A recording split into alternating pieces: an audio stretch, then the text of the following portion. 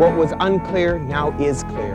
Because the world, the universe, and truth are far bigger than the thoughts that you and I have accepted. It's not what you do, it's who you are. This moment right now is the single most important and beautiful moment of our life.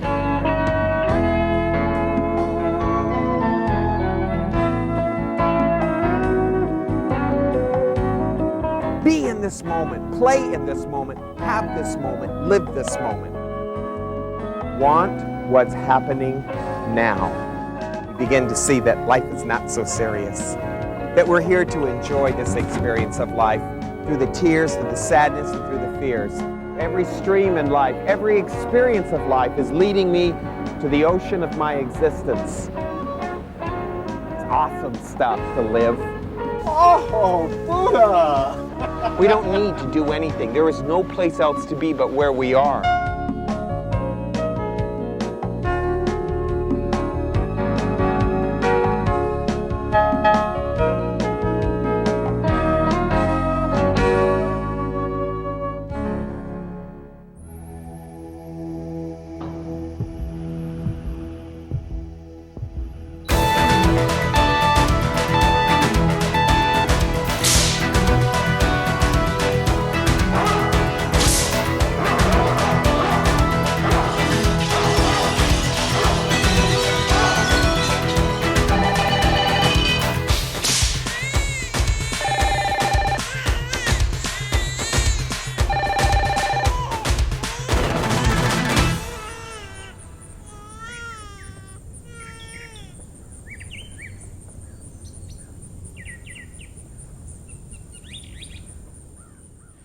I've been told that religion is the biggest con game there is in the world, and I believe it. They say that religion is the opiate of the masses, and it's probably very true. The sad part about it is there are basically two ways we can go in our life, two paths. One path leads you to the idea that you are powerful, that you are going to live for power and money and perfection. You're looking to conquer and control your life. The other path is the path way less traveled. It is the path to love, the path to yourself. I say this, anyone who's teaching you how to stay younger and have a more powerful life, a more powerful mind, more money, they're using you. They're using you for their own benefit. The one that's really trying to help you is the one who's trying to help you reach love, the path far less traveled and far more dangerous to the body, the mind, and the ego.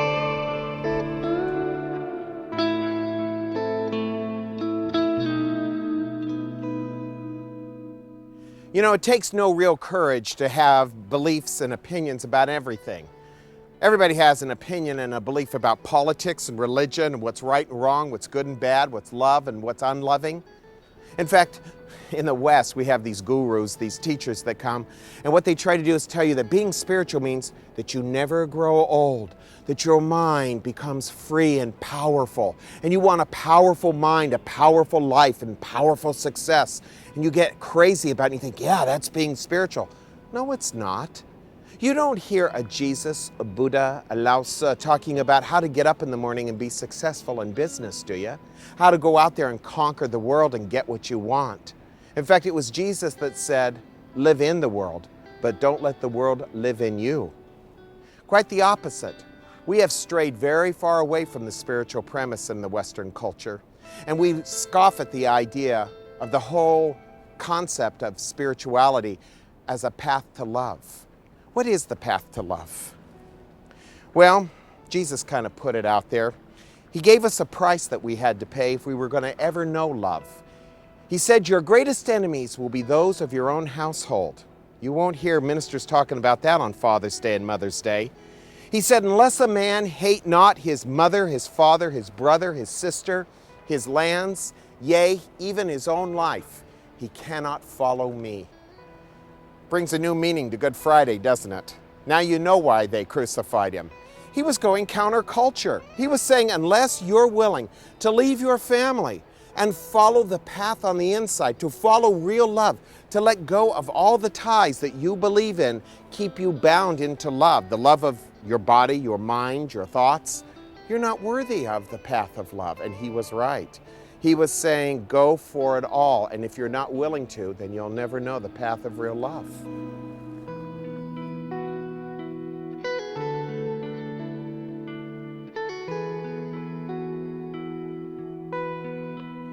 I've been a teacher for a long, long time. And I can tell you this, when you stand before people, they want to hear something that's going to make their life better. They're not looking for really the path to love. They're not looking for self-acceptance. They're looking for self-esteem. And they think they're going to find their happiness and their joy in the esteem that they get from other people. In fact, other people's opinions of you are far more important, I'll bet you, than your own insight about yourself, your own feelings. When you start walking the path of love, when you start really understanding what love is, you start understanding it can't be defined through the body or through the mind. You begin to understand that love has nothing to do with what you want and having what you want and thinking what you want to think. It has nothing to do with your beliefs. It has to do with emptying yourself out, ridding yourself of everything that is an obstacle to love, and beginning to just let love fill you from within. It has nothing to do with what other people think of you. It was Gandhi. He was asked what he most disliked about Christianity, and he said Christians. That could be said for Buddhists or anyone else. It isn't that they're bad people. You have to understand that. It's that it has nothing to do with what Jesus was teaching or what Buddha was teaching. If you're going to understand what they were teaching, you have to understand they were teaching us to come to ourselves, to find love within us. Not love because of a scripture or a belief. It had nothing to do with being a Buddhist or a Christian. It had to do with finding yourself through love. And unless you do, you will never know the joy of your life. It's so easy to have an opinion about a dead spiritual master, whether it be Jesus or Buddha. But it's something else to live their teachings, to live them quietly, and to live them profoundly.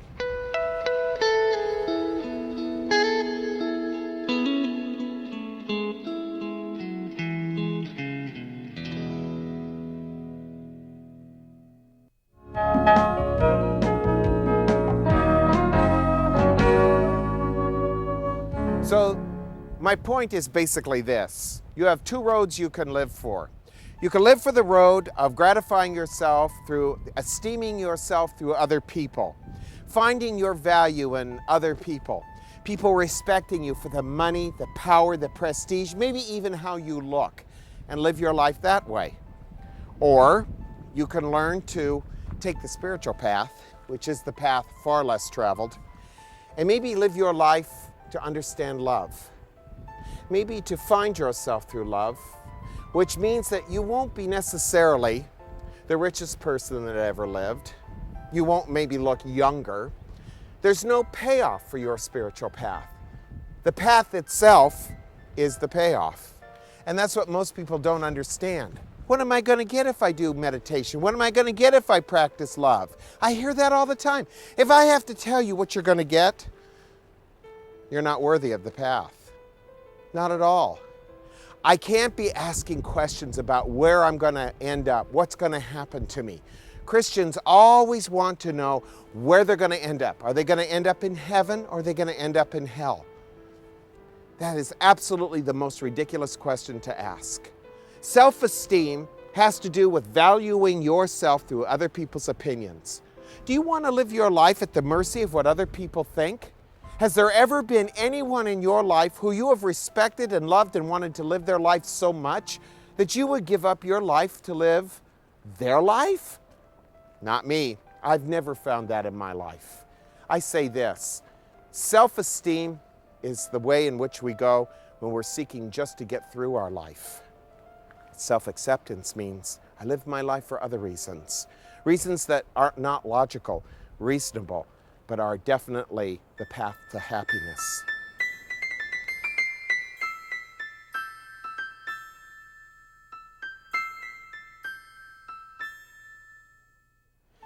In the book of Thomas, Jesus talks about wealth. He said, "It is amazing and it is a marvel that such great wealth has made its home in such poverty." Poverty has nothing to do with how much money a person has. I believe it was Jesus who said that it's easier for a camel to go through the eye of a needle than for a rich man to enter the kingdom of heaven. If you base your whole self-esteem on what you own and what you have nothing. For what is a man's life if you gain the whole world and lose yourself? And that was the whole idea behind the teachings of Jesus. He was saying that the kingdom of heaven, that which is really valuable, lives within you. Let me refer a little bit here to Lao Tzu in the Tao Te Ching. He says it better than anyone. Fame or self, which matters more? Self or wealth, which is more precious? Gain or loss, which is more painful? He who is attached to things will suffer much. He who saves will suffer heavy loss. A contented man is never disappointed. He who knows when to stop does not find himself in trouble. He will stay forever safe. The great spiritual master Lao Tzu, who happens to be my favorite one, lays it all out for us. The two paths, self or wealth, gain or loss. Which do you want? If you want self, you're going to have to give up fame. Why is it so important for us to be famous? Why do we want to be so infamous among other people? Why do we want everyone to love us? Because we don't have enough respect for ourselves. Look it. No one can make you love you. No matter how hard you try to make people love you, you can't make people love you. No matter how many favors you do for them, no matter what you do, nobody likes you anyway. They're talking behind your back, no matter what you do. Search for yourself on your own. Go within yourself. Find it within your breath, within your very spirit. Take some time to get acquainted with who you are, not your personality, not your ego, not your vanity. Get used to understanding who you are from the inside. In the West, whatever is inward is not much valued. We only value things that we can show other people because we value ourselves so little. That's probably why spiritual path is not very popular in our culture. We don't spend much time looking for ourselves. We spend more time trying to create ourselves. There's nothing for you to create. It's all there. The diamond is hidden in the mud and the muck and the mire of our minds. A spiritual path brings us to a place in our life where we discover the diamond and we learn how to pull it out of the mud.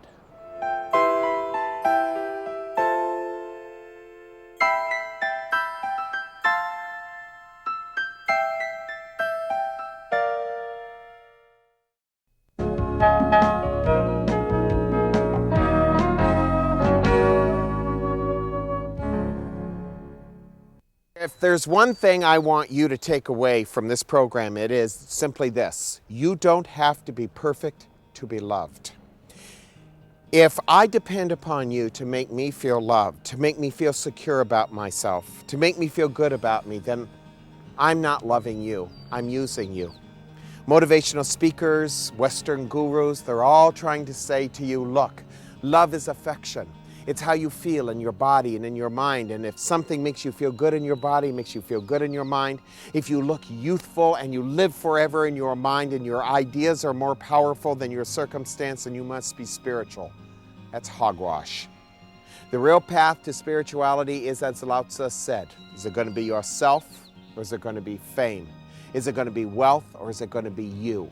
What do you want it to be? If you're really going to love yourself, you're going to have to give up what your body and mind affectionately want. What does your body and mind affectionately want? They all want comfort, they all want security, they all want beauty, they all want ease. Life is not always easy. Life is not always comfortable. Life is sometimes very difficult. And we have to accept that. If you look at the life of Jesus, and I hear a lot of people say to me that they love Jesus, then I say, live his life. I don't think you'd want to live his life. I certainly wouldn't want to have lived his life. It was a difficult life. It's difficult for all of us. There's no philosophy or religion that's going to save you from that. The only thing that's important in life is how you love. If you can communicate with yourself through love, then you have found the very key to life. You've found life itself. You've found God. How do we do that?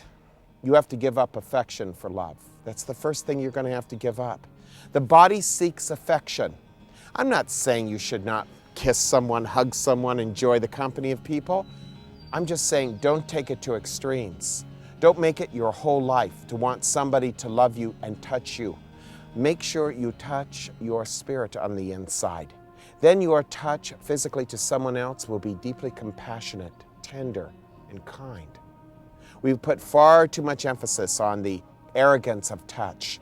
We have to begin to understand that the real sensitivity of touch comes from compassion and not from sensuality or gratification.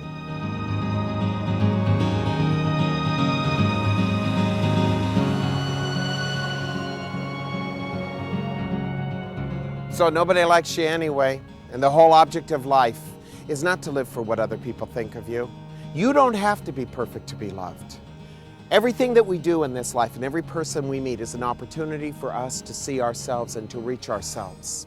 For the most part, there are two types of people in life. The ones that follow gratification, affection, they follow their body and their mind, and they think they are their body and mind. When their body hurts, they think they hurt. When their mind is troubled, they think they're troubled. When their body is feeling good and pleasured, they think they're in love. When their mind is feeling happy or secure, they think they're happy and secure. The mind and body is one of the great illusions of our life. The whole opportunity of life is about us reaching our spirit. Every single moment is one of those opportunities. And if you live for other people's affection for you and other people's opinions of you, if you live for the religion that says to you that what you believe in about others and your relationship with others and how they define you, how they judge you, defines you and judges you, then you're never going to be happy. You're always going to be at the mercy of people you don't even know, don't even understand. Hey, nobody likes you anyway. They're just using you. Wake up on the inside. You can take the alternative route that very few people take, the really road that is less traveled. The road of love, the road of compassion, the road of meditation, of silence. The deeper you go into that, the more powerful your life will be. You don't have to be perfect to be spiritual. I don't expect my students to be perfect, and I'm not perfect. I'm far from it. But I'll tell you something. The most important thing in life is not perfection. It's earnestness, sincerity, the real effort to reach yourself through the veil of your misunderstanding, what other people think of you. I say the most important thing in life, the single most important thing, is to be true to yourself. And if you've been true to yourself in this life, you've been honest and you've been beautiful. Being true to yourself is not being true to your desires and your fears. It's being true to the moksha that lives in you, freedom, the only freedom that comes from real love. And when you live in that kind of experience, you live in the glory of what you were really created as, the image and the likeness of God. This is a very powerful experience that we live in. I wouldn't waste it on the opinions or the ideas of other people.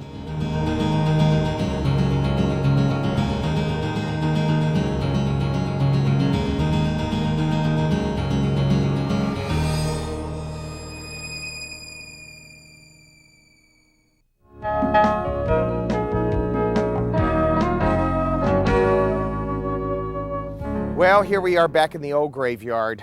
Well, nobody likes you anyway. Don't be perfect to be loved. I hope you learned something from this program. And if you have to be perfect to be loved by people who you think are special to you, then they don't love you. So cross, interesting thing. Cross is the representation of Christianity that's supposed to love Jesus. Isn't that funny that we remember him only out of his pain and his sorrow, his death? We don't remember him out of his own life. What are crosses for but to torture people and to kill them? And he was supposed to be the perfect man, the Son of God. And look what his perfection got him on a beautiful Friday afternoon. Kind of a bummer, isn't it? You don't have to be perfect to be loved. And if you're trying to gain the love, the admiration of other people through your desires, your affection, the way you do things, you're going to be sorely disappointed. Because behind the whole scheme of your life and behind everything you're doing, they're resenting you, they're jealous of you, they're angry at you, and you're never going to get the love you want. I say be yourself. I say be true to yourself. Be true to yourself and let the chips fall where they may. Some people are going to get it, and some people aren't. Some people are going to be kind to you, some won't. Some will be able to love you, others won't. That's just the way it is. You're not going to change anything in this life by trying to change others to get them to love you. Love yourself. Make it your responsibility this week to be kind, to be compassionate, to work from your spirit, not because you're going to get other people to love you, but because you're just being yourself, true to yourself. And that's all you need to do. Hey, nobody likes you anyway. Isn't it about time you start looking at your life from a different perspective, from your heart, your soul, your spirit, and to begin to live truly with yourself?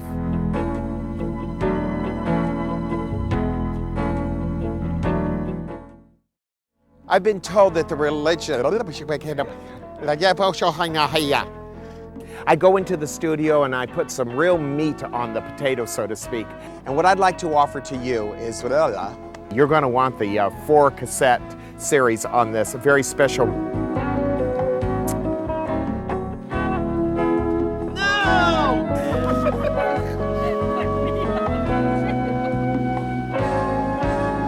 I like direct experience over theory any day. Any day or any time. What is it, Greg? What are you doing? What are you doing in there? If you've enjoyed this program, Aspire, and would like a copy for yourself, they are available. Oh. And I have 3 very special retreats that I'm inviting you to be with us in as these men go by.